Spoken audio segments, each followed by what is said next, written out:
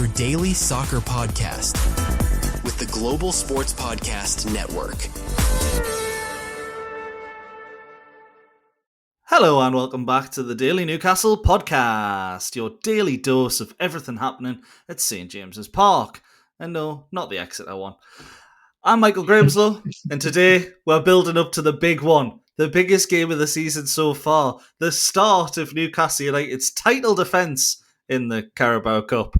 Newcastle United versus Bradford City in the third round of the Carabao Cup. Now, it is League One leaders, Bradford City, not Mark Hughes and Sparky's League Two Bradford that was struggling towards the bottom of the table. They're full of confidence, they've got no fear, and the man joining me fits that description perfectly, and he knows all ends of the football period.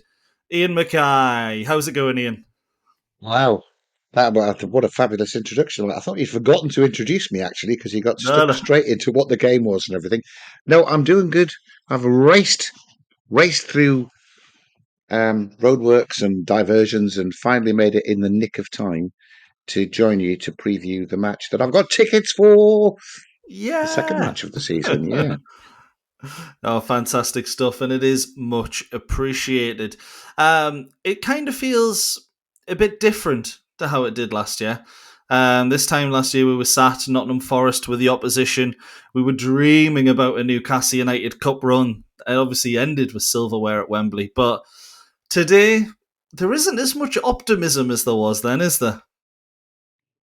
Well, there certainly isn't, but I think it's a bit. I think that's wrong. I don't know why there isn't.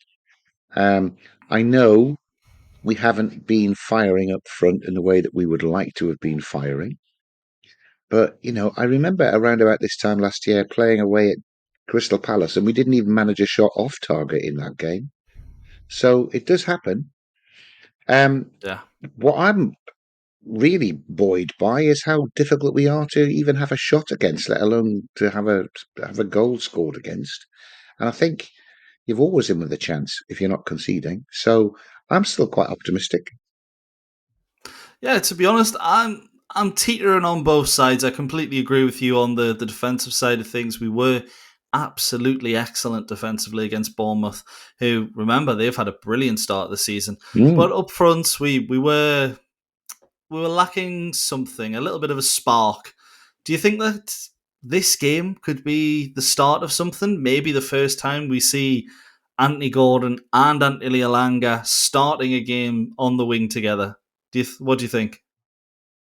I think it could go one of two ways. In my dreams, what I would like to see is, Anthony Gordon, Anthony Alanga showing their class on the wings and linking up with their really good buddy Willis Sula at centre forward, where Nick Voltemada is playing at number 10, slightly more deep lying than we've seen him at centre forward, pulling all the strings, playing them in every 2 or 3 minutes, and it's a landslide victory. And Newcastle are wondering how they didn't score in every other game they'd played. That's what I'd like to see, Michael. Yeah, bit of a dream. I'm fearing more of a repeat of the Wimbledon tie last year, where Willis Sula played centre forward, and we really struggled to break them down. I think we won by a Fab Sharp penalty, didn't we? Yeah, to be honest, it was an absolutely dreadful game. I remember sitting in the gods. It felt like -5 degrees. And me and my wife, I was sat there shivering, doing the Cole Palmer celebration unintentionally. And honestly, I remember sitting there and thinking, I might leave at half time here because this isn't worth suffering through this. But yeah, it was a very poor game. But again, AFC Wimbledon, not the opposition that Bradford City are, which feels weird to be saying on a Newcastle United podcast. I'm making Bradford sound like Barcelona, but they are flying in League One, top of the table. They beat Blackburn and Stoke to get here, and they've just battered Cardiff City as well. So this isn't a banana skin or a game we can overlook. Do you think this is actually going to be a full-blown test for Newcastle's squad players, or do you think quality will shine through in the starters that we do have? Well, before I get too bullish about my dream result, we've even under Eddie Howe's steady hand. We've lost at home to Cambridge in the FA Cup, Kieran Trippier's Yeah. debut.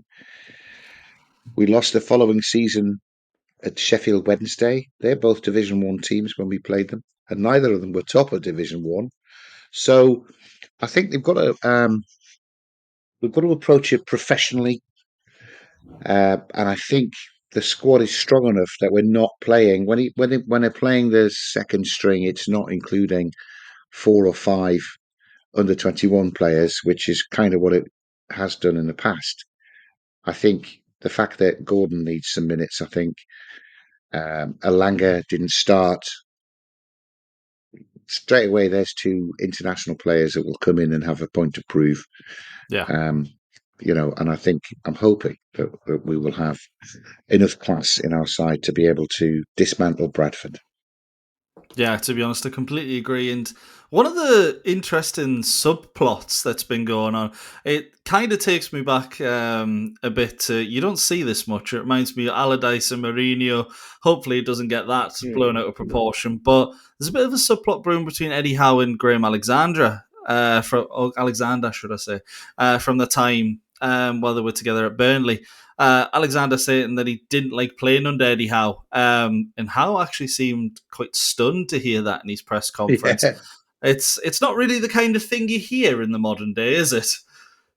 It's not really what you'd expect Graham Alexander to say with his Division 1 minnows turning up to 52,000 baying fans after blood. I mean, it should be low key for them so that they can surprise us.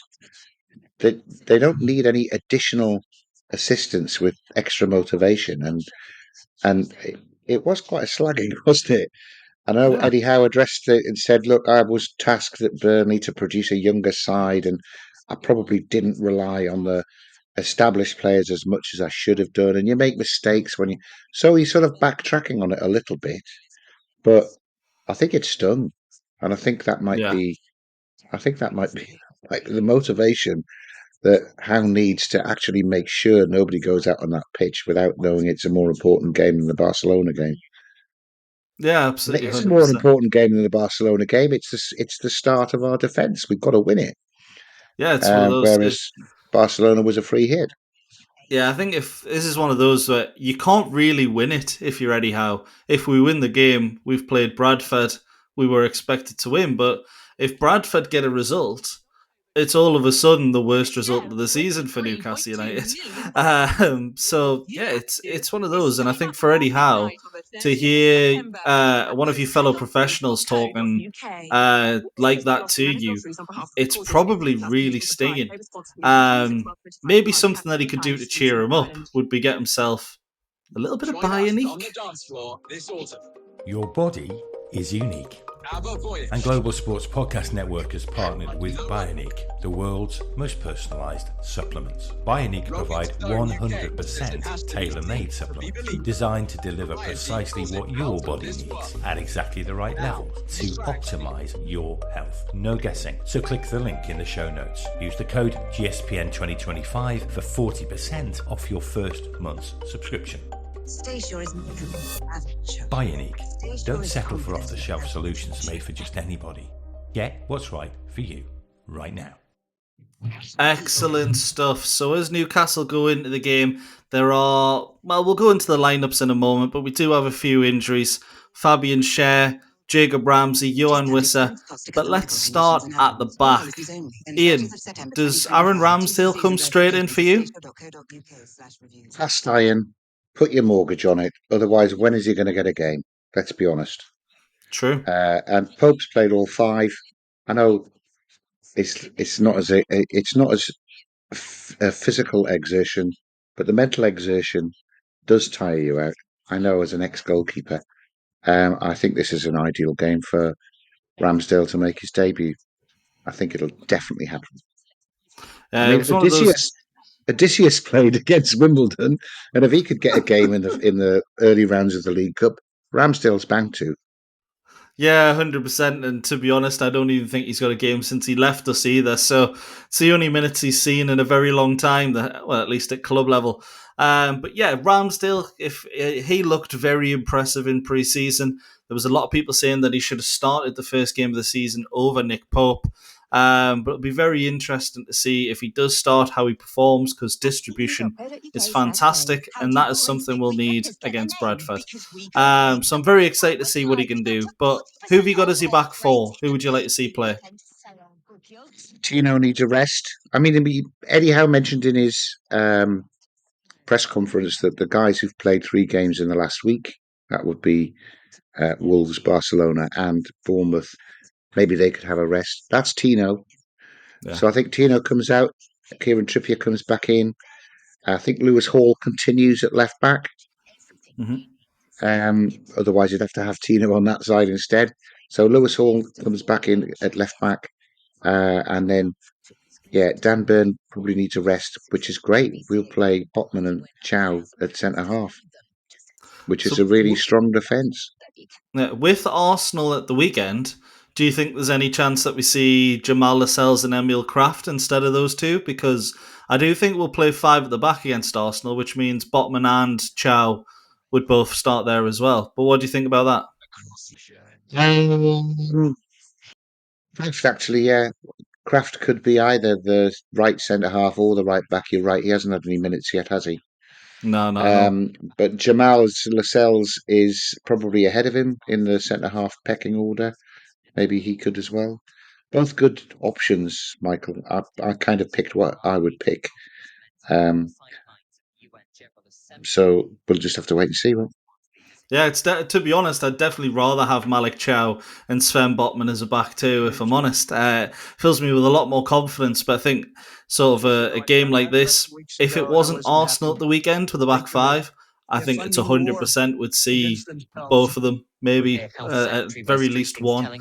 But sort of I've got this inkling that Eddie Howe might play Kraft and Lascelles just looking ahead to next weekend. But we had some players rested, midfielders in particular, against Bournemouth. Bruno Gomares and Joe Linton neither featured at all in 90 minutes, and well, I don't think that's ever happened for Newcastle United before.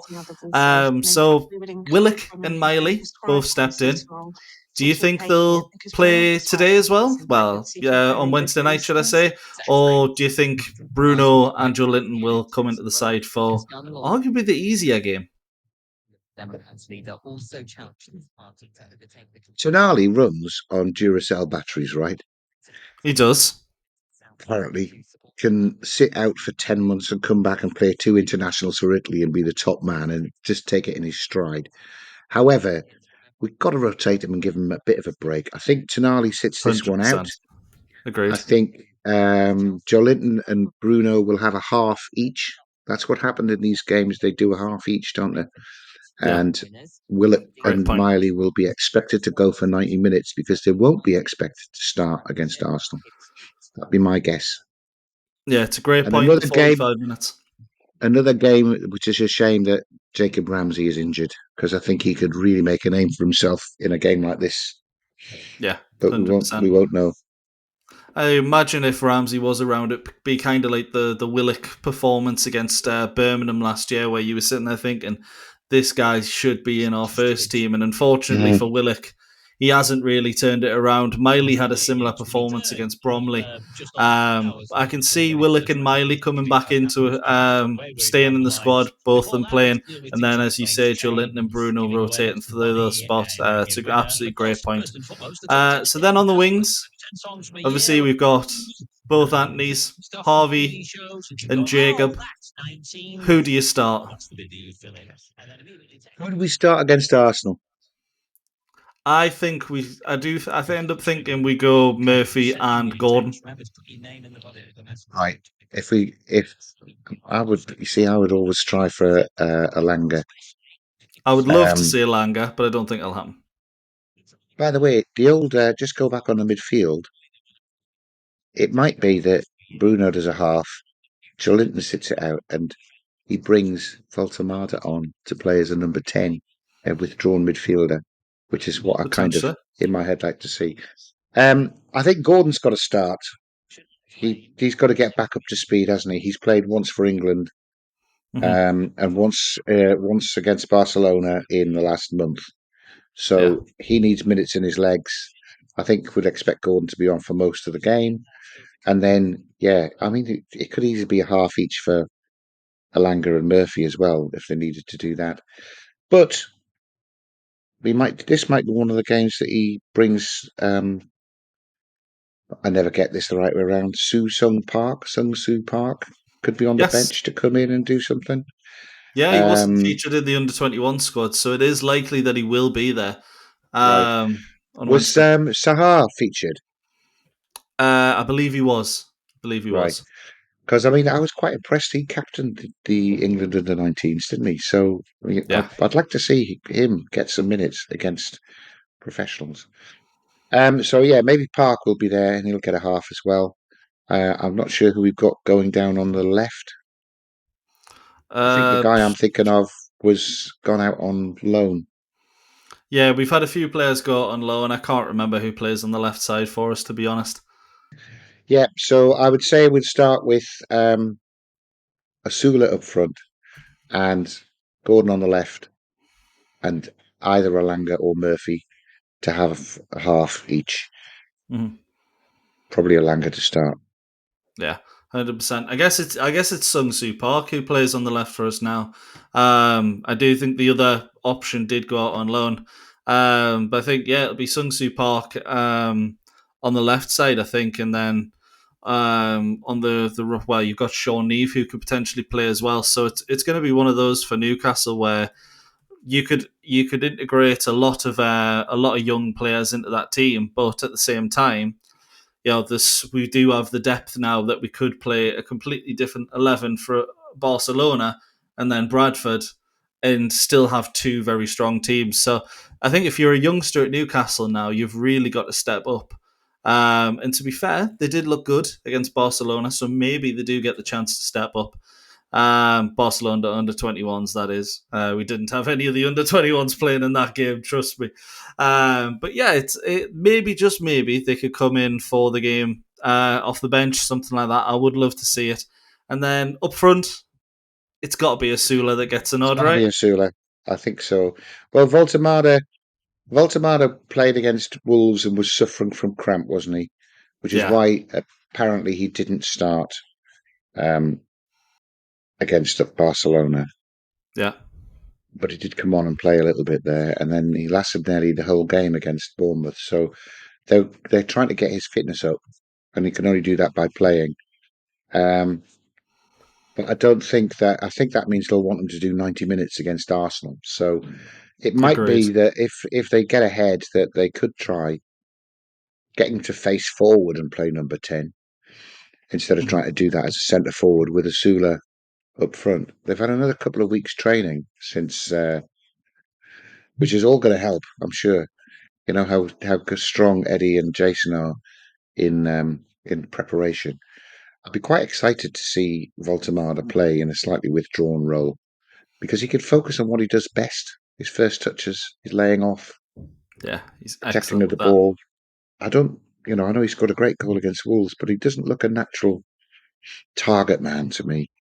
Not at all, no. And I think when you play a team like Bradford, those sort of first touches, just laying it off to players alongside you, quick, fast paced, that's the kind of things that wins you those games because they're not used to it playing Mm. teams from League One. So it's one of those, that's the kind of thing that wins you those games. So if we do need to, he is a fantastic person to have off the bench. And I think that's one of the things that Stuttgart loved about him so much when they won the DFB Pokal last year.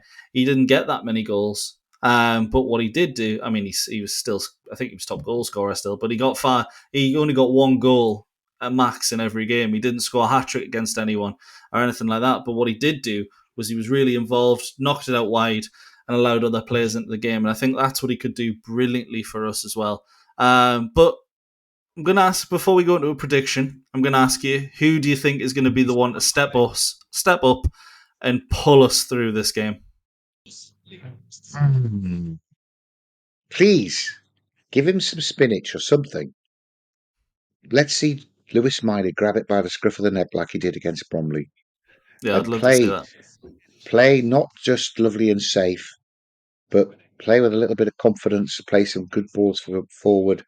I mean, how exciting would it be if Miley can be threading a ball through for Voltemada to lay it off in a one movement for Alanga to run through clear or Gordon to Yeah. run through clear. That's a different way of attacking to what we did before. But we have to find a different way because we have a different type of forward line. Yeah, 100%. There's no more Alexander Isak running in behind. Johan Wissa will probably do that well, but he ain't here right now. So we need to figure it out. And Lewis Miley does have the brains to do it.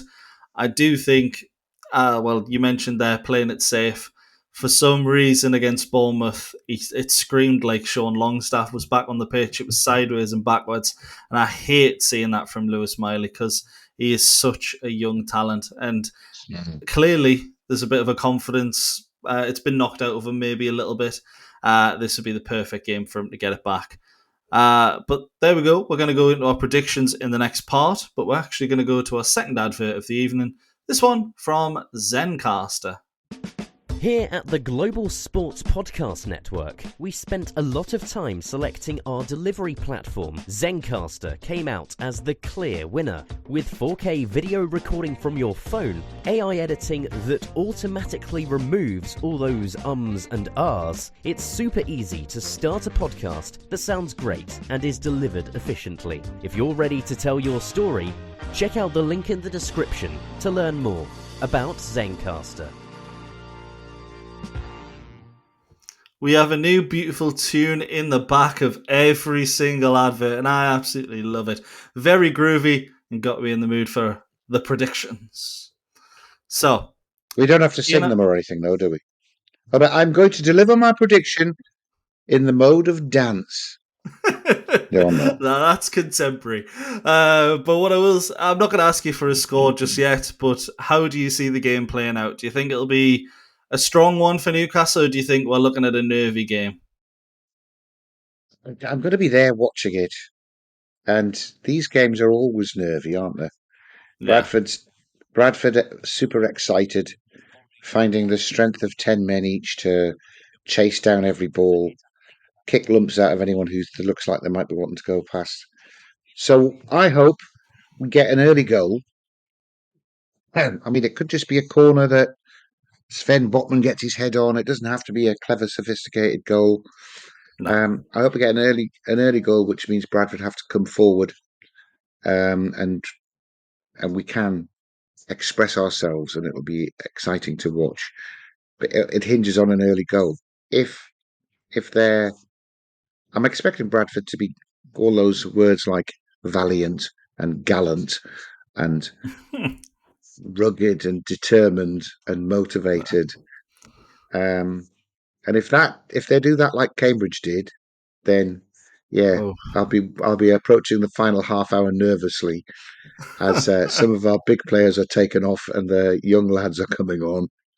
But yeah, I think we'll score early. I don't know why I'm worrying about it. It's Bradford. It's League One. Come on, we're going to win. Yeah, we're going to win. We're going to win comfortably. It's just Bradford, just like it was just Cambridge. Joe Ironside has sketched his name into most Newcastle fans, well, not most, but some Newcastle fans' memories from that horrible day. Kieran Trippier can't ever forget his debut. But yeah, no. It's to be honest, I do agree. We should be coming away with the result. I do think it'll be quite tense. It's got a tight game written all over it. Not out of form Premier League side, but pretty meh. I believe is what the kids would call it these days. And then you've got a Bradford side who are buoyed, full of confidence, as you say. They're going to kick the absolute dog out of us. And to be honest, I'm backing the quality we have in midfield. And I know that's going to include Willock, who's everyone's poster boy to hate on these days, alongside Miley. But I do think the midfield will show their quality and we'll get through on that. But now I'm going to ask you for your prediction and your final result. What do you think the score is going to be on Wednesday night? 2 predictions, first of all, Michael, because it's on Sky. My first prediction, is that the supporters of all other 91 league clubs will be watching this game going, go on, Bradford. Go on, Bradford. The same way as we did when Grimsby played Manchester United. True. But I don't think they're going to have as much joy as we did supporting Grimsby that night. I think we're going to win 3-0. Oh, At very least confident indeed. 3-0. And I think Willis Sula will have too much speed and skill at centre forward for the Bradford defence to cope with, because he'll have stuff put on a plate over and over and over by the two wingers, and hopefully by Valtamada if he gets on as number 10. That's how I see it going. 3-0 and a Sula hat-trick. How's that sound? I mean, it sounds very good to me, but if Sula scores a hat-trick, he's starting at the weekend for me. We'll keep Valtamada in the 10, but if Eddie Striker's scoring a hat-trick when we can't score goals, get him in there. I would love to see that. I am going to say I'm not... That must be the challenge that Eddie Howe is making when he puts 100%. Willis Sula. He doesn't say, you're playing up front tonight because we haven't got anybody else, so just run about and like a headless chicken. I know that's what it looks like a lot of the time. That's not the brief that he gets. They're expecting him to spearhead our attack. He's surrounded by international playmakers. Come on. He's got to do that, hasn't he? Well, you would think so, yeah, but I think it's going to be one of those. I think we're going to dominate the ball. Can we actually turn chances into goals or possession into goals? I'm not 100% sure. I am going to say we're going to win 2-0. Maybe no, I'll stick with 2-0. I think it's going to be Anthony Elanga who starts. Anthony Elanga who gets the first goal, gets his first competitive goal for Newcastle, gets off the ground running, and then just maybe we see him get some goals in the Premier League going forward as well.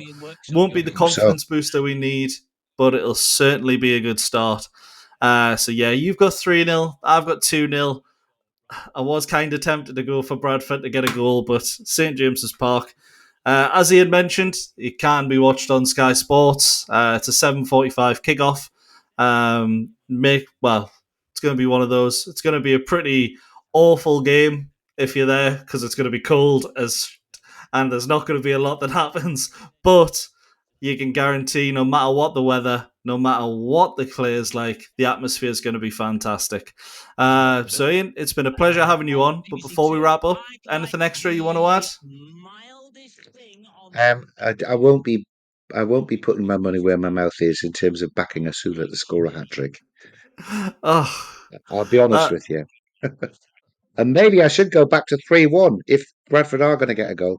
They are super. They're a super team. By the way, Eddie said they have a unique way of playing. What's he referring to? Do you know? So they're quite a compact. I think they play like a 5 at the back. To be honest, I think it's more of an old-fashioned, rigid style that you don't really see in the Premier League these days.